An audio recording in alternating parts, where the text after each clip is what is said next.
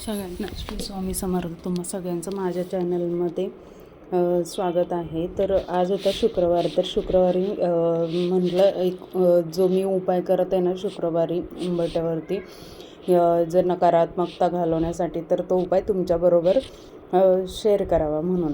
तर उंबरठा मी आधी स्वच्छ धुवून घेतलेला आहे आणि आपण हळदीचं लेपन करतो ना, तसं हळदीचं लेपन त्याच्यावरती करायचे.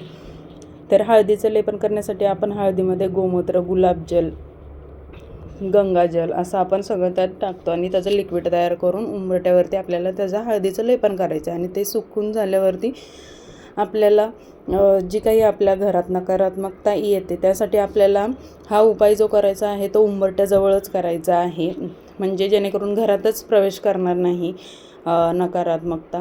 जर आपण घरात भरपूर उपाय करतो पण त्याचा काही प्रभाव पडत नाही, तर जो उपाय करायचा आहे त्यासाठी आपल्याला मीठ, लिंबू, फुलं वगैरे, हळद, कुंकू वगैरे लागणार आहे.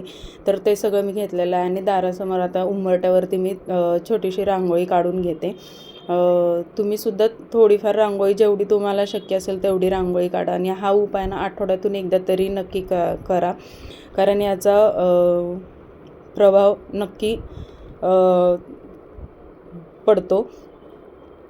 आणि त्यासाठी मग आता आपल्याला काय करायचं आहे, मी आता उंबरठ्यावरती रांगोळी वगैरे काढून घेतली आहे. कलशसुद्धा मी पाण्याचा ठेवते त्यात आणि त्यात थोडीशी हळद वगैरे टाकते, म्हणजे नकारात्मकताच घालवण्यासाठी.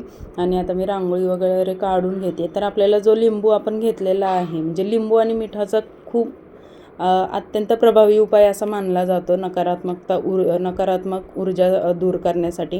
घरात तर आपण प्रत्येक कोपऱ्यात वगैरे मीठ ठेवतोच, पण घरात ठेवण्यापेक्षा बाहेरच उंबरठ्यावर थोडंसं मीठ ठेवलं तर घरातच प्रवेश करणार नाही नकारात्मक ऊर्जा. त्यासाठी आपल्याला जवळच ते मीठ आणि लिंबू ठेवायचं आहे. ते कसं तुम्हाला मी नक्की आत्ता पुढे सांगतेच. तर एक अख्खा लिंबू घ्यायचा आहे, चांगला ताजा लिंबू घ्यायचा आहे आणि तो अर्धा करायचा आहे आणि एक हळद आणि एक कुंकवामध्ये बुडवून ठेवायचा आहे तो लिंबू अर्धा अर्धा केलेला. आणि छोट्याशा वाटीमध्ये किंवा तुम्ही एकदम छोटीशी पंती वगैरे असते ना, तर त्यात आपल्याला जे खडे मीठ असतं ना, मोठं मीठ, ते घ्यायचं आहे. ते दोन्ही बाजूला उंबरठ्याच्या आपल्याला दोन्ही बाजूला ते मीठ ठेवायचं आहे. आणि एक लिंबाची फोड आपल्याला हळदीमध्ये बुडवायची आहे आणि एक कुंकवामध्ये बुडवायचं आहे. म्हणजे हळद आपल्याला एका अर्ध्या लिंबाच्या ह्याच्यावरती हळद टाकायची आहे पूर्ण भरून गोल. ते कळूनसुद्धा येत नाही की लिंबू आहे का काय आहे.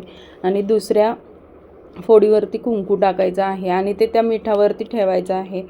आणि ते ठेवून झाल्यावरती आपल्याला तुपाचा दिवासुद्धा लावायचा आहे. तुपाचा दिवा लावून धूप अगरबत्ती वगैरे उंबरठ्याला आपल्याला ओवाळायचा आहे. आणि उंबरठ्याला हळद, कुंकू, अक्षदा वगैरे लावून घ्यायच्या आहेत. फुलं असतील तर तुम्हाला सजावट करायची असेल तर करू शकता. आणि एवढी सगळी रांगोळी मोठी काढण्यापेक्षा तुम्ही साधी सोपी कशी रांगोळी काढायची असेल तशी काढा, पण हा उपाय नक्की करून बघा. हा उपाय खूप प्रभावी असा उपाय आहे. याने घरात नकारात्मक ऊर्जाच प्रवेश करणार नाही आणि उंबरठ्याची पूजा वगैरे करून घ्यायची. तर मी ना इथं गायत्री पद्म, लक्ष्मी पद्म काढलेला आहे आणि कमळ, म्हणजे जे मी शुक्रवारी केलेला आहे उपाय. तर शुक्रवारी कमळ हे लक्ष्मीला प्रिय असतं म्हणून उंबरठ्यावरती कमळाची फुलं काढलेली आहेत आणि गजलक्ष्मीसुद्धा काढलेली आहे, तुम्ही बघू शकता. तर अशी आपली साधी सोपी रांगोळी काढून मी हा उपाय केलेला आहे. तर तुम्ही दर शुक्रवारी करा, मंगळवारी करा किंवा गुरुवारीसुद्धा केला तरी हा उपाय चालेल. म्हणजे आठवड्यातून एकदा कोणत्याही दिवशी तुम्ही हा उपाय करा.